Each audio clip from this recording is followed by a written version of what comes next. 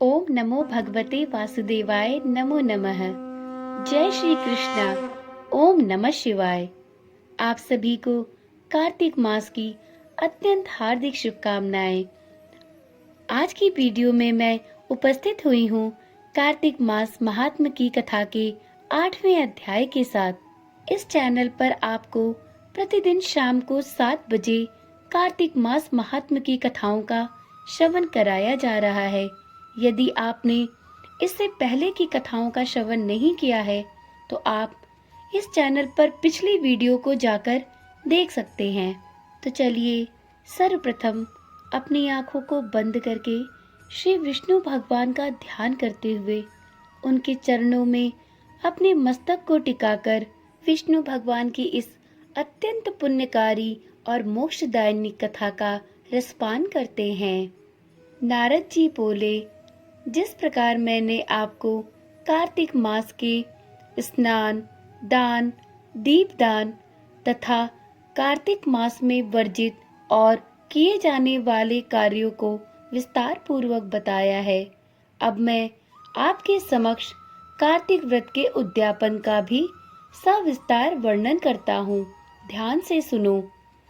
जो सब पापों का नाश करने वाली है, उस कार्तिक मास में व्रत का पालन करने वाला मनुष्य कार्तिक माह की शुक्ल चतुर्दशी को व्रतों की पूर्ति और भगवान विष्णु की प्रीति के लिए उद्यापन अवश्य करे।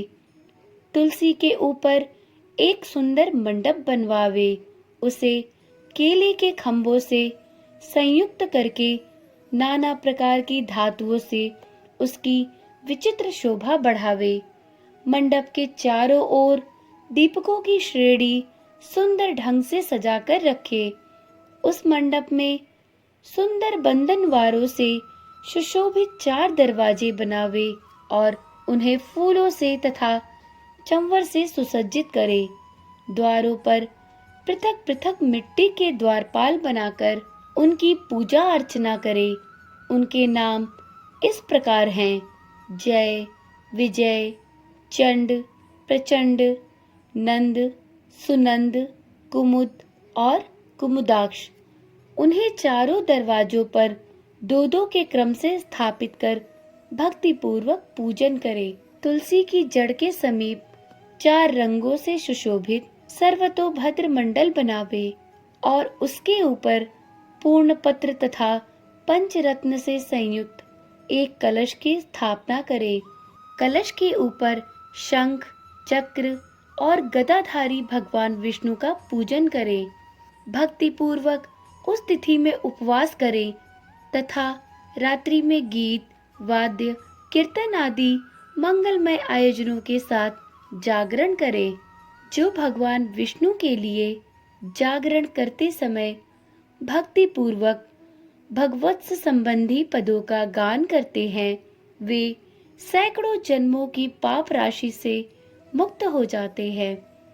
जो मनुष्य भगवान के निमित्त जागरण करके रात्रि भर भगवान का कीर्तन करते हैं, उनको असंख्य गोदान का फल मिलता है। जो मनुष्य भगवान की मूर्ति के सामने नृत्य एवं गायन करते हैं, उनके अनेक जन्मों के एकत्रित पाप नष्ट हो जाते हैं। जो भगवान के सम्मुख बैठकर कीर्तन करते हैं और बंसी आदि बजाकर भगवत भक्तों को प्रसन्न करते हैं तथा भक्ति से रात्रि भर जागरण करते हैं, उन्हें करोड़ों तीर्थ करने का फल प्राप्त होता है। उसके बाद पूर्णमासी में एक सपत्नीक ब्राह्मण को निमंत्रित करे। प्रातःकाल स्नान और देव पूजन करके वेदी पर अग्नि की स्थापना करें और भगवान की प्रीति के लिए तिल और खीर की आहुति दे। होम की शेष विधि पूरी करके भक्ति पूर्वक ब्राह्मणों का पूजन करें और उन्हें यथाशक्ति दक्षिणा दे। फिर उनसे इस प्रकार क्षमा याचना करें: आप सब लोगों की अनुकंपा से मुझ पर भगवान सदैव प्रसन्न रहे। इस व्रत को करने से मेरे 7 जन्मों के किए हुए पाप नष्ट हो जाएं और मेरी संतान चिरंजीवी हो। इस पूजा के द्वारा मेरी सभी मनोकामनाएं पूर्ण हो।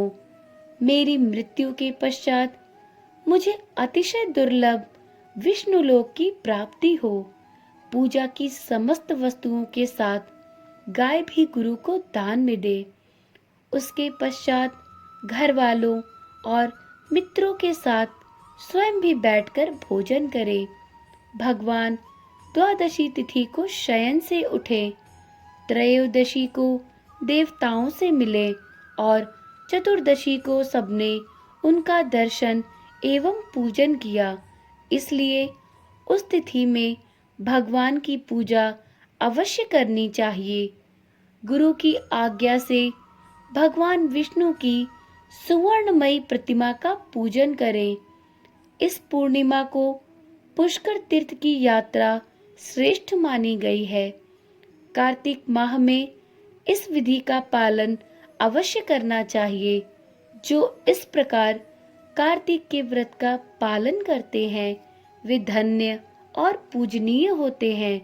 उन्हें उत्तम फल की प्राप्ति होती है।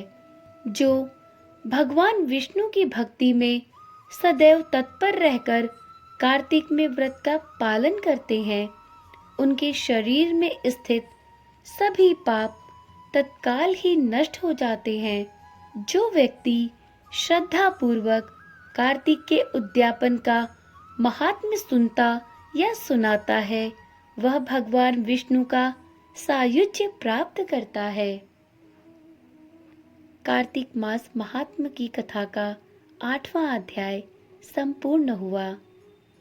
तो एक बार प्रेम से बोलिए, श्री विष्णु भगवान की जय, श्री बाके बिहारी की जय। यदि वीडियो में सुनाई जा रही ये कथाएं आपको अच्छी लग रही हो तो कृपया करके इन वीडियो को लाइक करें और इस चैनल को भी अवश्य ही सब्सक्राइब करें, जिससे आपको आगे आने वाली वीडियोस बिना किसी रुकावट के प्राप्त होती रहे। तो चलिए कल मिलते हैं कार्तिक मास महात्म्य की कथा के 9वें अध्याय के साथ। तब तक अपना ध्यान रखिए और स्वस्थ रहिए।